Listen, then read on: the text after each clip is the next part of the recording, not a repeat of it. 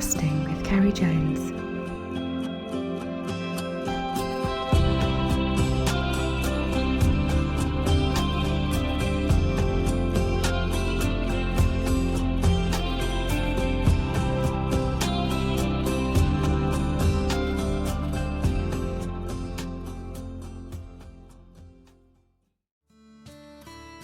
Hi everyone, and welcome to this week's podcast.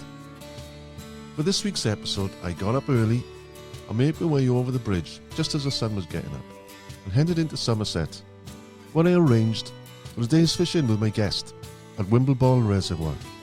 It's a lake where I haven't been for a long time, but listening to reports on what other anglers are saying, it's probably fished better now than ever, so I was keen to cast a line in the water. I fished with my guest and he was very modest in his competition achievements. So I'll point out just a few. I guess one of his first major wins was the National Rivers Champion in 1998. And since then, he's fished for the England Rivers team, the England World Championship team, the European Championships and the Commonwealth. And has captained England on 2 occasions. For me to mention all of his success, I guess this intro would be as long as the podcast itself. But just to give you an idea of the experience and the level of skill this guy has. And he's also going to be fishing the Europeans next year in Norway. He's in a fortunate position as well. He mixes his work with pleasure because he is the sales and marketing manager of Snowbee UK.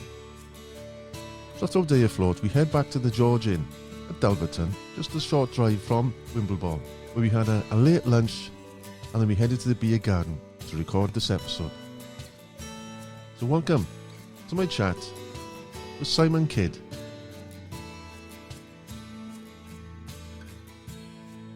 Well, it's been quite a day. We've had some great fishing. And now we've just had a fantastic lunch. But it was awful hard to actually leave the fishing to come to we'd arranged to have this pub lunch. Because the fishing came so good towards the end. But it's been a long time since I've seen you last. Yeah, when would it have been? 20 years, I'd say. Yeah, probably. This at Packington Park?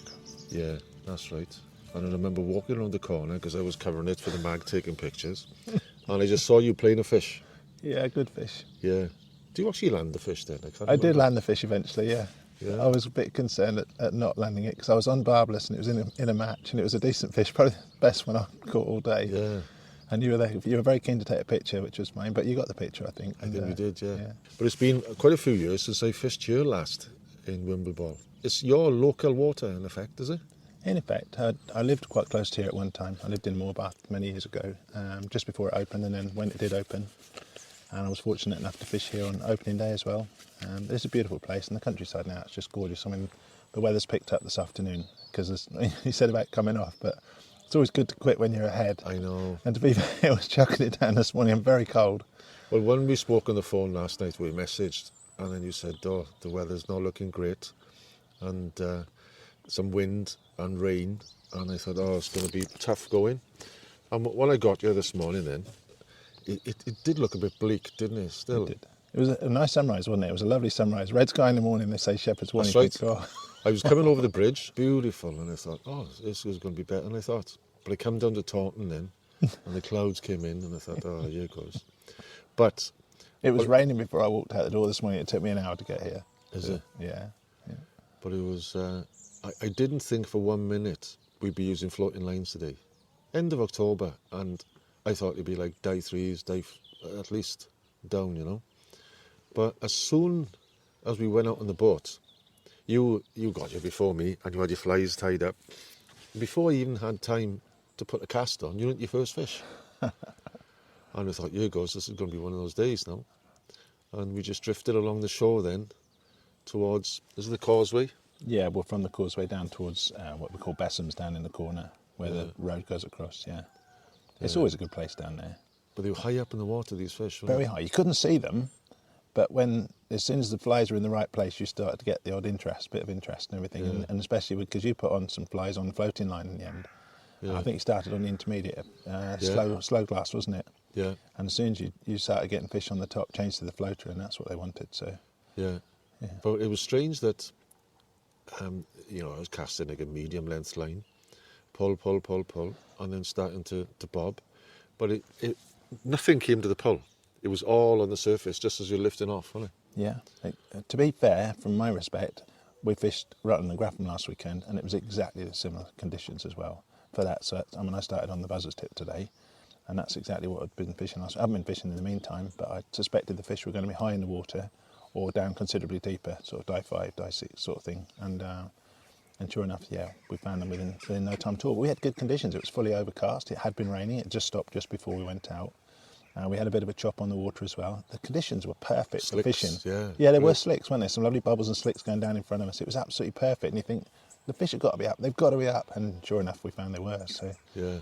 And then obviously the weather's picked up as well this afternoon. So although it got a bit tougher at times, didn't it? It got a bit brighter and that. It did. The wind dropped away for a bit, but it definitely got colder, and I think that's put them off a bit. You started off well. So in the afternoon, you went quiet. And then we were fishing closer into the sides. And we had a full browns. We did. Which was nice, yeah. Yeah. Well, we moved as well because I'd heard yesterday that a few fish were caught up in Upton. And I know that recently, I won't say this week, I don't know when, but they put some blue trout in. And as we were motoring around, you saw blue trout, didn't you? Yeah, cruising. And, so we went on the search for them at the same time. So, and I wanted you to get the full appreciation of Wimbleball as well because it's so nice. It's like 2 or 3 different lakes all in one because you've got the dam end, which is nice and open, and you've got open water out there. The lake itself is, I think it's 360 acres, something like that. But then you've got, from out in front of the lodge, you've got opposite is Calmore. You turn left out the lodge through what's called the Narrows, and then you've got the option on the left-hand side, you've got Bessham's or Rug on the right, which is where we'd started down that side this morning, which was the bottom of the wind, and you'd expect that to be where the fish were. There were people on the bank fishing and so on, so that's where we headed to start. But we'd also seen a couple of those boats go up to the North Arm, where they went yesterday, I heard. Yeah. Sorry, not the North Arm, up to the Upton Arm, which is up towards the dam area, and a place called Valentine's on the left. And so we had a nose up there as well, and yeah, sure enough we did. And we also picked up some browns, as you say, where the trees are. The water level's gone down quite a lot, but it was lovely up there, and very much more sheltered today when we got there. It was lovely. It was nice because in the afternoon then, it was good for me because I was on the bow and I was drifting down. I was covering the fish and you were on the outside really then. I was. Nice bit of boat. I became guide after that point, yeah. And I just had the one brown, which was probably about, I don't know, pound and a bit, pound and a half maybe. Yeah. And then we saw fish rise, didn't we? And it must have been a metre from the shore. Yeah. And I covered it, bang. And you got quite excited, didn't you? Yeah. And he was all of 3.5 pound, good, maybe more even. Yeah. And I thought, here goes, because there was a flash. And even you said, oh, look what you got. Because you thought it was a brown. I did, yeah. I thought you'd hit one of your favourite brownies, yeah. Yeah. And it wasn't until he came to the net then you could see he was a fantastic rainbow. Yeah. But the techniques were different then because I was fishing zonkers then, and you put a zonker on as well, didn't you? Yeah, similar, yeah. And we just a small minky, really. Yeah. A minky, rather, yeah. Yeah, you'd had success on it, and I changed over because I was just fishing a black fly at that point. I mean, usually up here I'd fish like a cormorant or something like that and expect to pick fish up on that, no problem at all. Because I mean, any time you like, it's like the John Ford of flies, if you like, any colour you like, as long as it's black, you can usually do quite well with it. Yeah. And I'd got black flies on, but changed to that, and we both started picking up more fish then. So. And I think depth was quite important today. Yeah, they did go down for a bit, didn't they? They did go down, yeah. But the other thing was, we were picking up, although there are brownies right on the edges as well, we were picking up the rainbows right on the edge too. And the fish were feeding. I think you said today that the quality of the fish is stunning here, and the quality of the fish here are absolutely stunning. They've got fabulous tails, they look fit and healthy, they've got nice bulk to them, they're lovely bright coloured fish, and there must be plenty of them to feed on around the margins and everything, because that's where we're picking up the fish. Well, the one fish I took in the morning, he just screamed off, didn't he? He took it to the back in. And I couldn't believe it. Like, I haven't had that for a long time. Yeah, it was screaming, yeah. Yeah, and I thought, oh, it's a 6 pound rainbow, yeah. What was he, 2.5 maybe? Yeah, 3 perhaps, yeah. Yeah, great. But that's a typical fish for Wimbleball. They're superb, it's lovely. Yeah. So do you know when it closes? I think it's the end of December. I'm not absolutely sure, but I believe it's the end of December, yeah. It's very mild, isn't it, time of year? It was, as we were coming in, it was like maybe a September anyway. Really nice, mild. It was lovely. And the wind dropped away. Yeah. Gentle ripple, as you say. Yeah. You can't imagine it being an October day. Yeah. So this is, you'd fish it, say, half a dozen times a year or something you were saying, is it? Yeah, I would. I mean, it's not my local fishery. It's not next door or anything, but I do love it here, and I've been fishing it for a very long time. It opened in 1979 when I first came here. I fished it on opening day, and I caught my first ever tiger trout on opening day. I'd never seen one before. I didn't even know what it was. Wow. And my brother-in-law in those days, he wasn't my brother-in-law at the time, but he married my sister. He was here looking after the fishing and that sort of thing. So I came along and I learned to find out about Wimbleball. And then I recently, a short while after that, got a job working near here, rearing pheasants and so on. So I used to come up here quite regularly of an evening, once a week, something like that, and go along the banks. I mean, the bank fishing here is superb, as you've seen today. You can fish just about everywhere off the bank today. It's quite steep. Fishing. Yeah, it's quite steep, but there's not a lot of local. It's not easy to park and go fishing. You've got to walk if you want to fish from the bank in a lot of places. But I mean, the popular spots are obviously where the fishermen were today. But there is some great fishing off the banks, and as we found today, you've only got to put a fly 2 or 3 feet from the edge if there's no one on the bank, and you'll be catching fish there. That's where they're feeding. So. And it's interesting to think that, like we're sitting here now in the pub garden of the George. The George, yeah. And the people who own it, they actually got the business. They actually run Wimbleball, the fishing there. They do, yeah. And they stock it. And they stock it with their own fish from their own fish farm, which is local as well, down at Rainbow Valley, which is it's about 15 minutes away from here. So how did it all start for you then, fishing? Started when I was a young lad, if you like. My dad was a keen fisherman.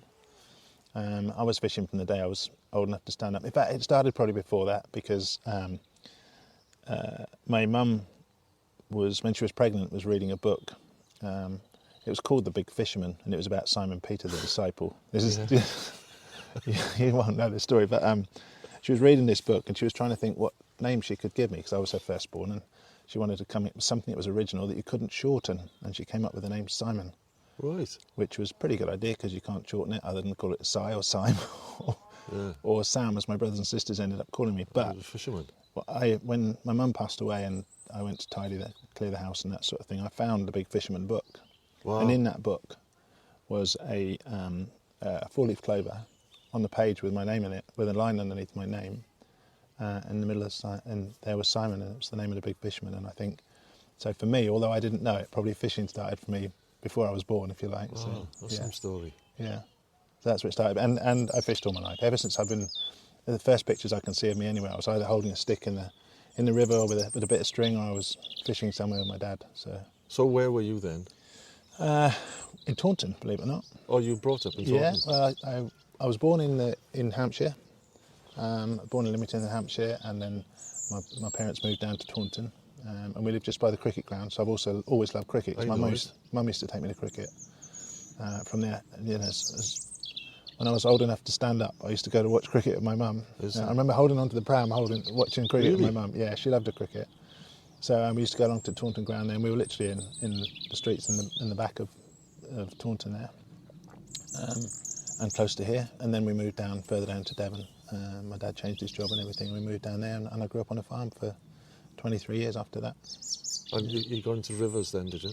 I did, yeah. I learned to cast properly, and I didn't, not properly, but I learned to fish with my dad's old all-cock rod, an old reel, and a silk line, which I used to cast for hours outside in the garden sort of thing, or on the field outside their farmhouse, struggling to cast. And the harder I tried, the worse I got. But I was very keen to. You still got it? I have, yeah. Yeah, I would never keep get rid of something like that. Yeah, I would never get rid of that. Yeah, I've still got the line as well. Yeah.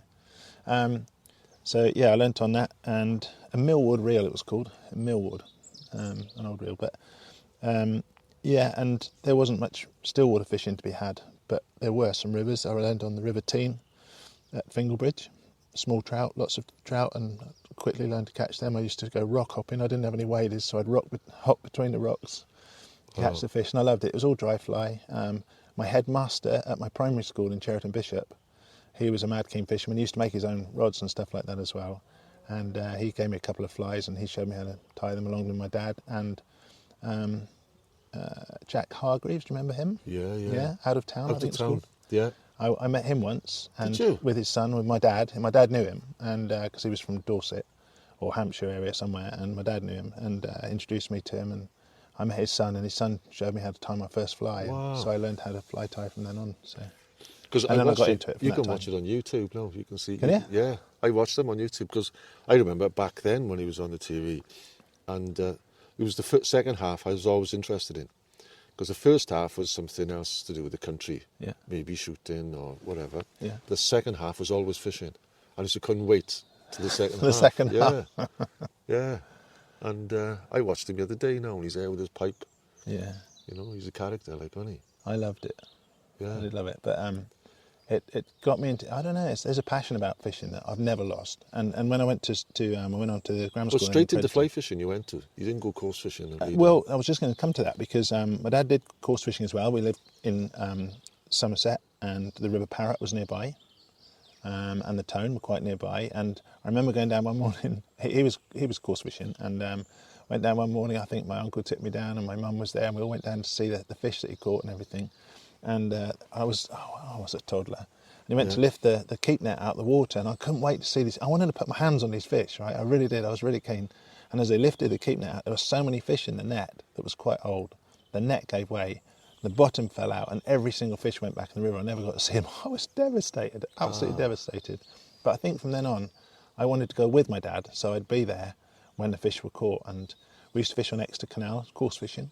And then when I went to school, when I went on to grammar school in Crediton, I started a fishing club, and on Friday afternoons we used to have activities afternoons. You could go off and doing a particular activity if you get a member of staff to sponsor it. So the chemistry teacher said, if it keeps you boys out of trouble, I'll sponsor it.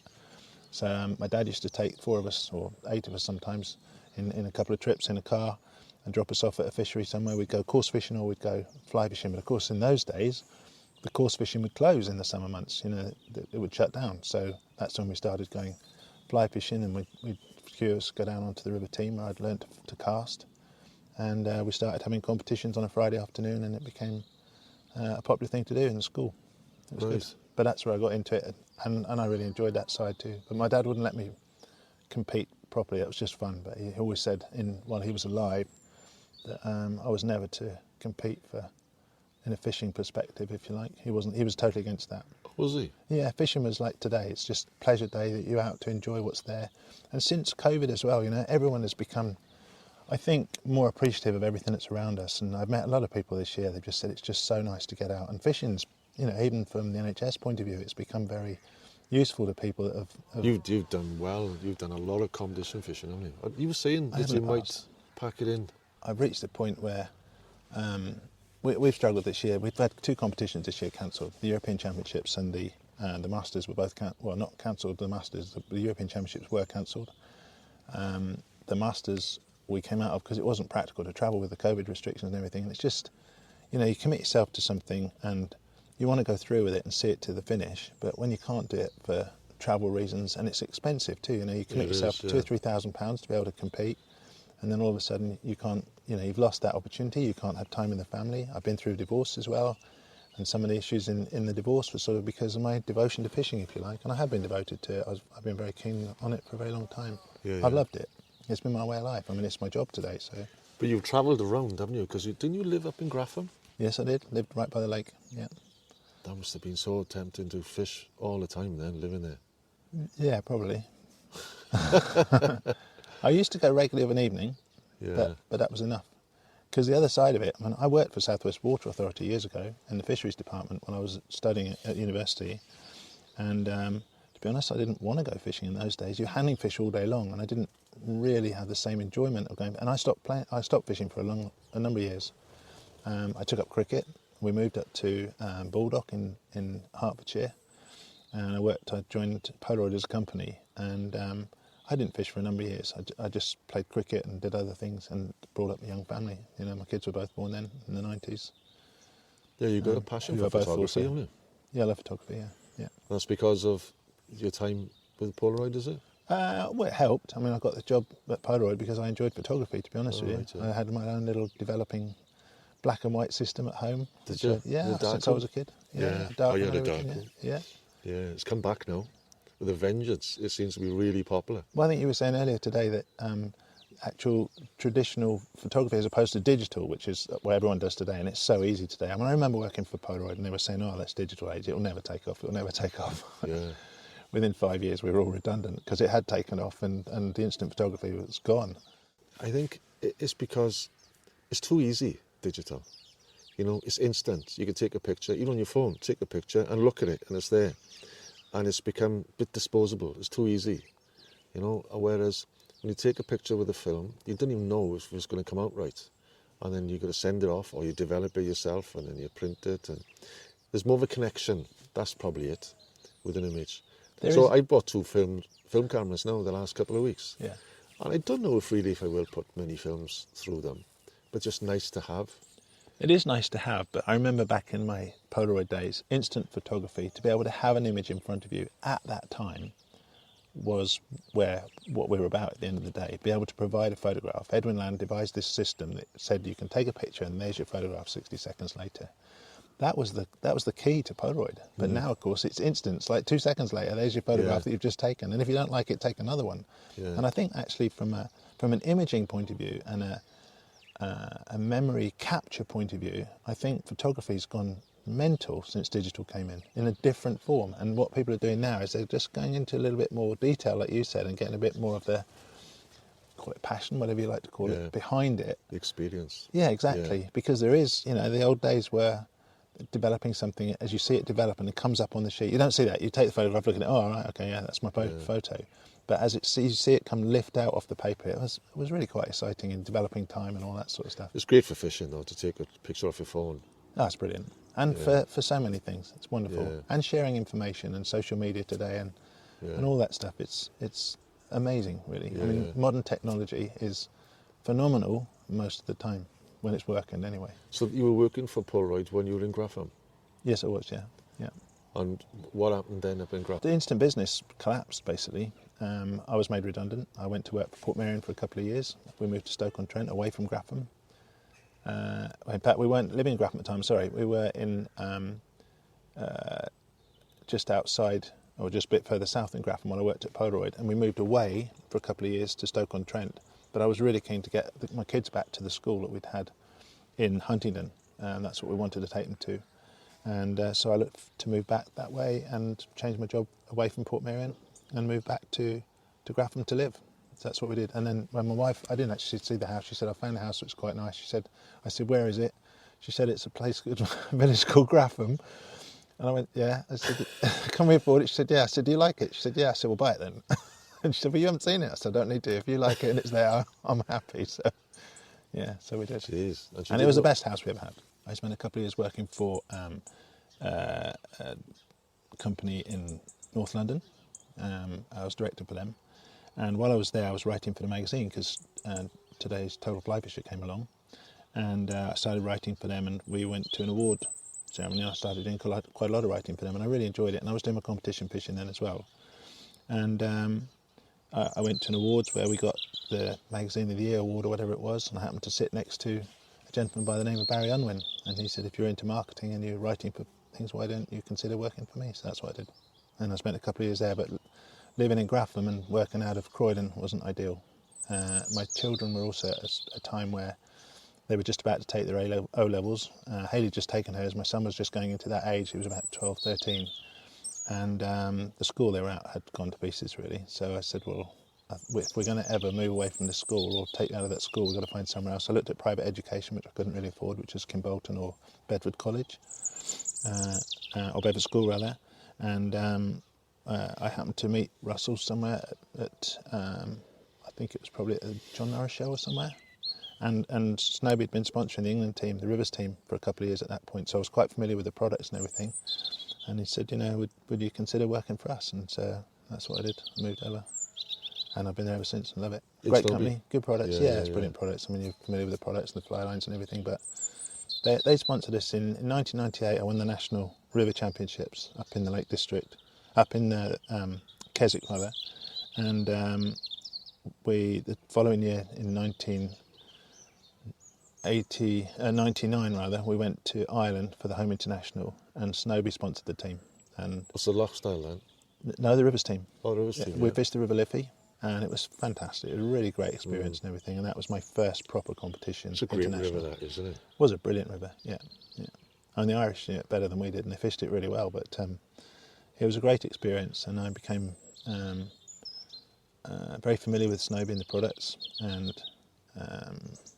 with competition fishing I really enjoyed it. And I also went over to Norway. We fished a competition over there called Orafisk in, I think you pronounce it Fjerde, but it's in a place called Sunnefjord, which is two lake sessions, or two fjords up there, and a river. You fish 3 sessions, and I won all those 3 sessions, and I got a bit of a buzz for it, really, I suppose, and quite enjoyed it. Is it mainly the rivers you competitively fish, or you have fished Lochsdale? Yeah, I've done all of them. How many caps did you have Lochsdale? Caps as such, probably 1 or 2, maybe even. Yeah, Oh, right, I haven't done yeah. many Lochsdale caps, but when we've done the World and European Championships, there's always a number of lakes and rivers involved, and I've won loads and loads of the That's different what you prefer than the competitions. rivers? Not necessarily, no. I've done really well on some of the Lochsdale competitions as well. Cut my teeth on the rivers, I suppose. Yeah. And I've got really good eyesight. I'm also tall. I'm quite strong. I'm fit. I used to be an athlete when I was younger. I don't know how many kingfishers we saw today, and you saw them ages before I could see them. Yeah. I think it's quite important, especially if you're fishing top of the water. I remember hearing or reading an article that Chris Sogborn wrote about subsurface vision as well. And it's all very well to be able to see what you can. And I don't know what other people see, but I know I've got very, very good vision. But he also talked about subsurface vision, and that is where you can imagine with your mind's eye, if you like, what's underneath and what's happening under the water. And that is absolutely crucial to being a good fisherman, I believe. So it's really useful to see. Like today, we've seen fish on the top, and at the weekend I was with a gentleman, and he said, I can't believe you've seen those fish on the top of the water. They don't come on sit on top of the water, but you see nervous water, you see something that's underneath, and you know. Saw that a few times today. Yeah, we did see that. Yeah, and we could tell, although you couldn't see the fish, you could tell they were just right under the surface. They weren't topping, they weren't breaking the surface, but you knew they were there, and we put fish on them. Sometimes you'd see a little swirl or a little giveaway, wouldn't you? A little eddy or something, and you could put a fly on it, and they'd show up, and it's really important to be able to do that. And it's also extremely exciting. Dry fly fishing to me is the best, whether it's on a still water. Draycott I absolutely loved when I was younger. That's the first club that I actually joined, was Draycott Fishing Club. When we moved up to the Midlands area, a friend of mine used to fish there quite a bit, and he said, come and fish with me, Tom. He said, I'll take you out on Draycott. It was fantastic. I loved it. We went out one day, we were fishing with daddy longlegs. It was late in the season, and it was quite a chop on the water, and we were fishing daddies on the top. It was so exciting. It was amazing, because you could see everything that was going on. It was a hell of a challenge, and they were really difficult to catch, because with daddies, they often want to take the fly underneath before they'll actually put it in their mouth properly and all that sort of thing. They'll try and slosh at it. Yeah. What was quite an eye-opener today as well, in the late afternoon especially, when we were fishing the sides, where we weren't sure if they were coarse fish, small coarse fish, or trout. Yeah. And they ended up, they were trout, weren't they? They were trout, yeah.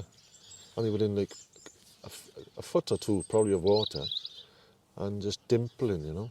They weren't giving themselves away, were they? I mean, there's quite a few predators about. We saw quite a few cormorants this morning, didn't we? Which was probably an idea. We thought where there might be some fish there today.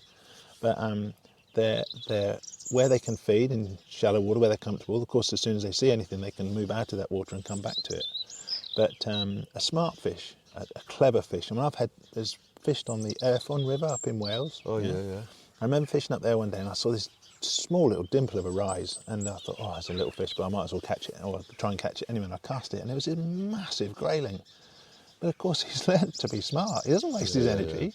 He knows exactly what he's doing, and that's what we were looking at today. These fish, they're feeding naturally. They've been in the. I mean, we had a couple of brown trout there today, right? And they're exactly the same. They've never been put in this lake. You know, they've never been stocked. Those are wild grown fish. They've learned from they're the tiny well fed. little. They're not lean. No, not at all. They've learned to feed from nothing. They're not been stocked in. It's a totally different type of fishing. But where some of those fish today were, I mean, we didn't know what they were. You couldn't tell until you caught one, because there were rainbows and there were browns. There were also some coarse fish were there too. And speaking to Mark, probably some of those were rudd and stuff like that. But a big fish doesn't have to make a great big rise to be there, because they're clever there. You know, a lot of the time, and I fished on the rivers, you fish on the clear chalk streams, and I learned an awful lot from doing that with a friend of mine called Larry Johnson at Polaroid when we worked there.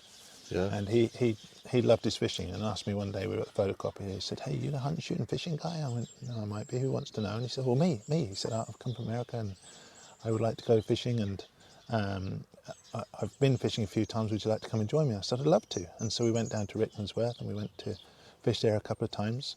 And then I was fortunate that he and I went to a few different places then to fish. And one of those places was on the Test, which I'd never had the privilege of fishing before. And I suddenly found, a little bit like Fingal Bridge, where the water was quite clear. It would go red if the river flowed, and if we had a bit of rain or anything, it would turn a little bit red. But you could go to a chalk stream and you could see everything because the water was so clear. Yeah. And you could actually read what the fish were doing.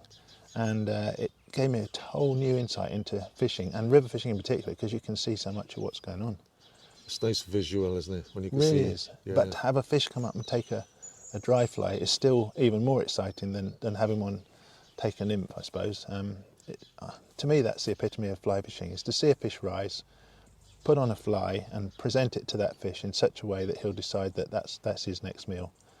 And then, as we do so much today, is then return the fish as we've been doing today. So. Yeah. Will you fish now towards the end of the year? Would you fish for grayling maybe now in the winter? Yeah, I've been out a couple of times already. I was out Have you? last week, yeah, and the week before, yeah, on the Saturdays. What's your year been like competitively this year? Didn't you? What did you I've done very fish little. now? You did. You were in the fry bash or something? I did last weekend, yeah. Yeah. Yeah, I was out there, yeah. That was up at on Grafham and on Rutland.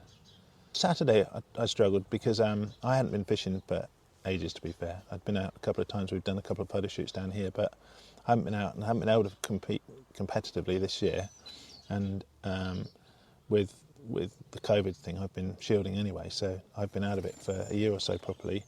So I went up there without hardly any fishing experience this year at all, especially I haven't fished Grafham for several years now. And what I hadn't realised until as the day progressed, where we started off, we'd spent an hour or two in an area where the fish had been caught the day before. My boat partner had been out there and he said, I know where we're going, this is a good place. And we went there, there was no fish to be had there. There was absolutely nothing there at all, as can be the case. The fish have moved, you know. And the number one rule of fishing for me is you've got to fish where the fish are. So we went in search of some fish and we contacted some fish around just after lunch, I suppose. And he picked up a couple of fish, but I was fishing too deep. Couldn't see the fish at all. You didn't see any fish until you hooked one. And it was very similar to today. The fish were right on the top, absolutely right on the top. They've been out of the top for so long because we've had a lot of warm weather this year. The temperature's been high. There's not been a lot of oxygen in the top of the water, so they've been down. And here, for example, the fish are down 20 odd feet. There have been days here where people have caught next to nothing because the fish have gone so deep. But it's the average depth of Wimbleball's 50 foot deep, so they can get down there and they'll be fine. So, and as we found today, the fish have actually come up on the top and they're up looking. They're moving around right under the top, but you couldn't see them. And the same with Grafham last week. And as soon as I realised where they were, there was no point in chucking a long line at them. It was like we were doing a little bit today. The shorter line you put out, the more flies you put on the water, and you're not throwing a long line out there to spook the fish. And as soon as we were doing that, the fish were coming up and we were getting offers and catching I'm really them. looking forward to fishing it next year, after experiencing today, you know. And we spoke to, was it Trevor, the ranger? Yes. And he was telling us, is it £14? Was it 14? Yeah, a couple of weeks ago. Yeah. £14 brownie. Was, yeah. And is it before the this season week finished, I £6 believe. or £7? Yep. So, and then when I saw these, because there are the coarse fish in there, the rudd you said, geez, there's some big fish got to be in that lake and just not fished for. So, watch this space next year. I'll definitely be fishing it more often. Yeah. It's really not too far. It's only about 2 hours from my place, like, you know. Yeah. So, And it's lovely today. I mean, the boat's much nicer now. I've got some decent boats on there. We had a great engine today and everything as well. It's just enjoyable, you know. We've not fished under any pressure. We've taken the time out there. do they do accommodation here? Yes, there is, yeah. They do they? Yeah, I'm not sure how many rooms they've got, but the rooms are upstairs. That'd be well handy, It's wouldn't ideal. it? Yeah, it's perfect. Yeah. Your tackle, no doubt, obviously, Yeah. is Snowbee, no doubt. Of course. And you actually got a say in the design of the lines as well, do you? On the rods? Yeah, hopefully. My job is sales and marketing manager for the company. I joined the company 15 years ago, just over now. And I remember when I joined the company, when I first went in and sat down with Russell, he said, are there any products that you think we might have in the catalogue that we could add in, you know, products that you might have used in international competition or wherever?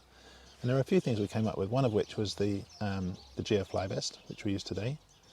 I've still got it today.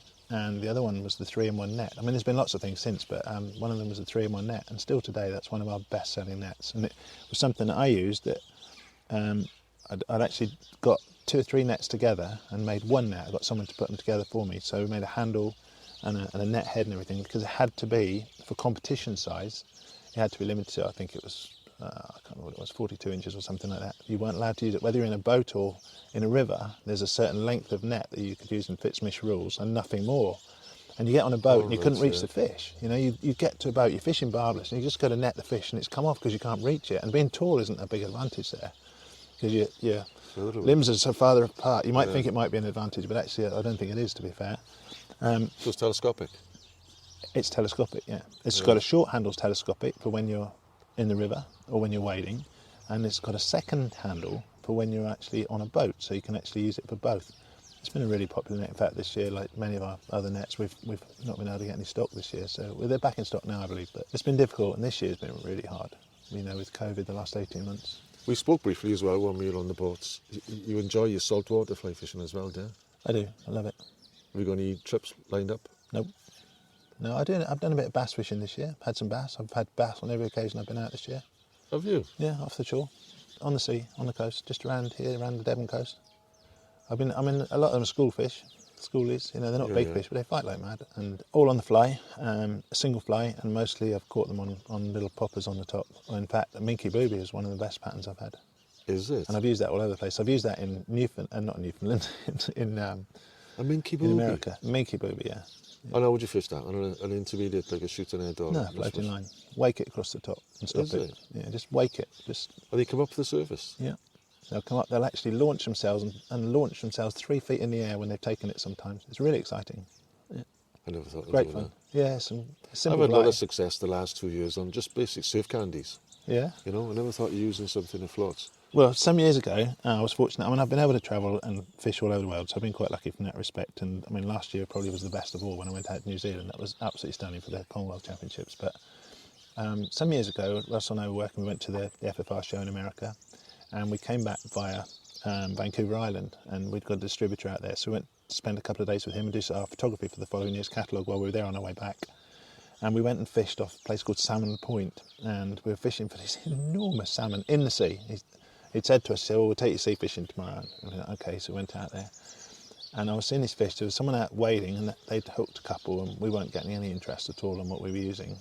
And I had a minky booby then, and I just thought, oh, goodness sake. I mean, there were these fish, I could see them in the top. Salmon, no? Salmon, right? I mean, these salmon were 30-pound fish. I mean, they were like submarines. They were huge. Whoa. And I'd cast the fly out, and I wouldn't get any interest on anything. I was thinking, we've got to do something different. So I put a minky booby on and pulled it across the top. And I've never seen a bow wave like a submarine coming at me like that before. But they would not take it.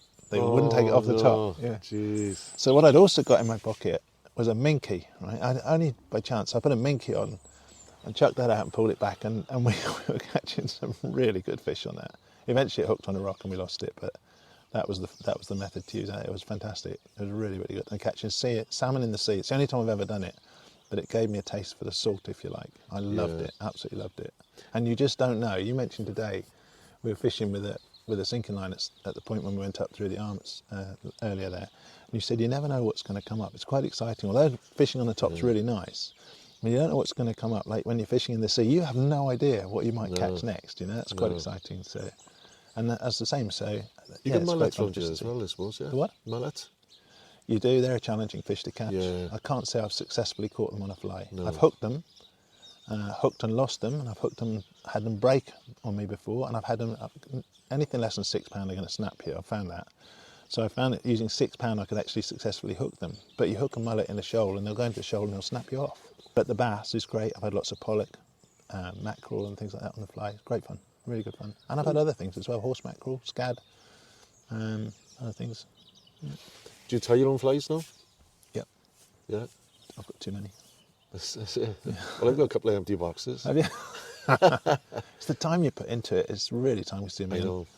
I was talking to somebody the other day, who was I talking to? And they said it's more of a chore, really, you know. And I'm the same. If I know, right, I go into somewhere, I need to tie some flies, I sit down, I might tie 4, maybe 6, and I get bored. And you got some people who tie 30, 40, 50 in a session. I don't do that anymore. No, I don't do that anymore. I have done that.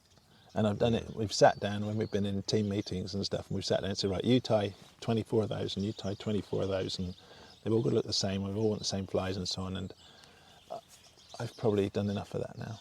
I enjoy tying the flies. I've got my own stuff at home, and I could probably run a shop from the fly tying materials I've gathered over the years. But if I want to tie something today, like I was using flies today that I've tied myself, so it's quite a pleasure to be able to do that. That when I was saying earlier on about taking a fly off the top, you know, when you see it take a dry, if it's something that you've tied yourself. I've been doing a lot of river fishing this year when I can, on the Otter, where I live in the River Tean, and that's all been on flies that I've tied for myself, and mostly on dry has been great. And I've had some nice sea trout on the dries as well. Have you sea trout on the dries? Yeah, during the day. A few years ago, I noticed on Facebook you were standing outside a hospital. What was the story there? Like you were poorly. I was. That's just sent a shiver down my back, actually. It was 7 years ago on Thursday next week. What was it? Exactly, yeah. It was the 4th of November. And it was outside the Royal Marsden in London, and it was my cancer operation. By the steps, wasn't it? I remember seeing the picture. The steps, yeah. And lots of people commented on it, and I hope it gave inspiration to a lot of people that have also had to endure cancer. I've just spoke to someone recently that's just been diagnosed with it, if you like, and I've said to them that once you've got cancer, there's no cure. Cancer can be treated, but I would say from a psychological point, there's no cure for what you've had and what you've been through. There's no cure for that. However, cancer's like a wood, and once you've got cancer, you go into the wood. And I grew up on a farm, and I like being out in the fields.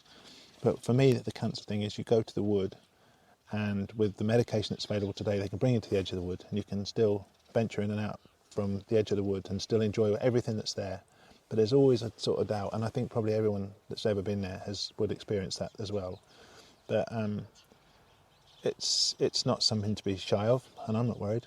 You know, I don't hide the fact that I've had it, and I'm touch wood.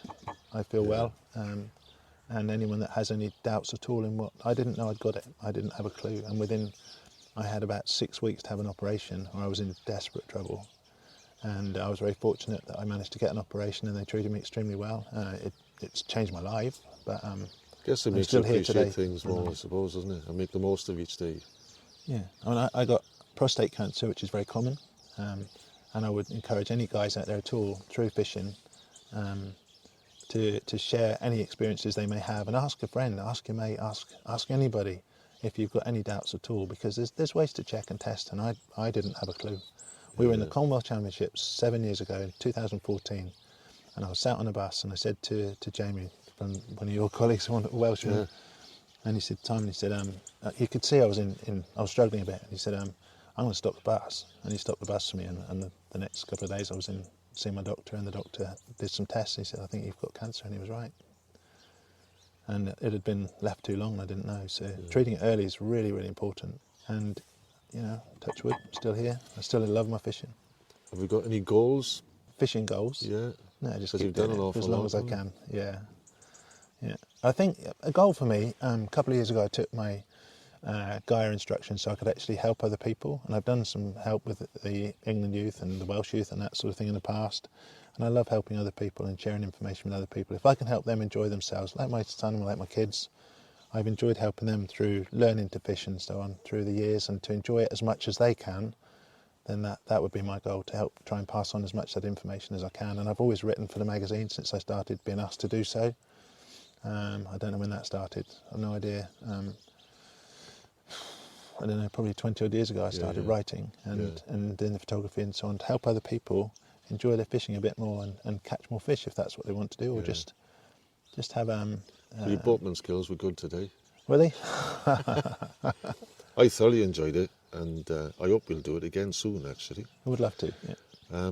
Before we wrap up, there's one more question I want to ask.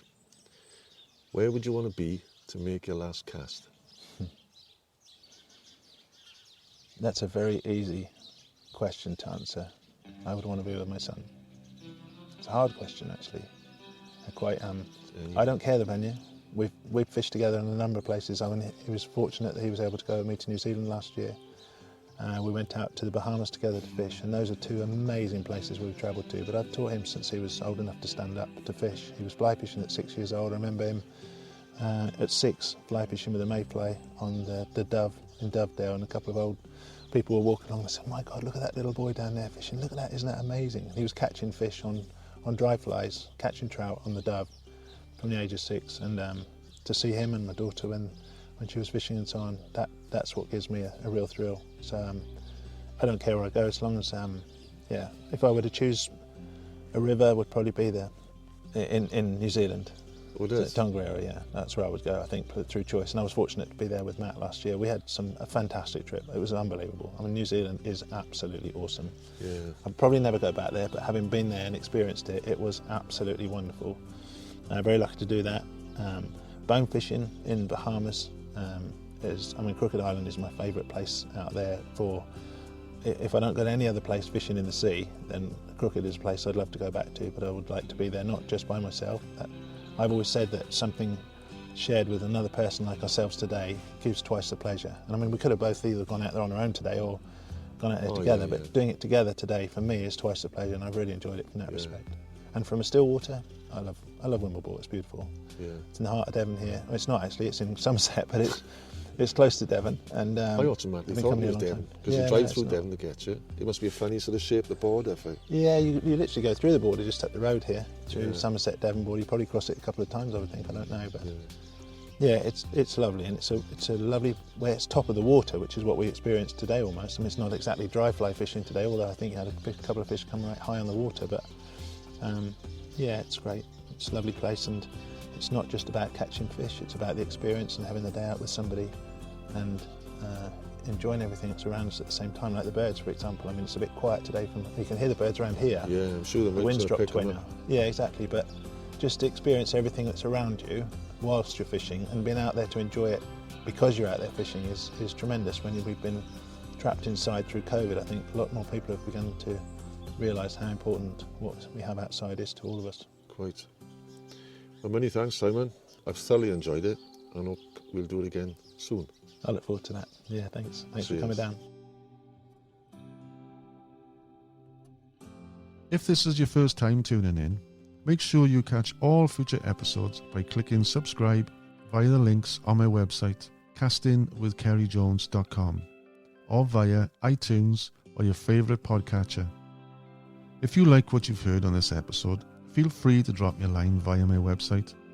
Tell me what you've enjoyed, ask a question, or better yet, tell me what you want to hear more of in the future.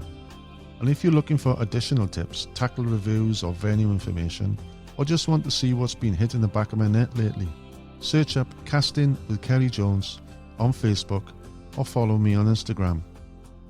And if you still want more, I'm regularly uploading video content onto the Casting with Ceri Jones YouTube channel, so just check that out and subscribe over there too.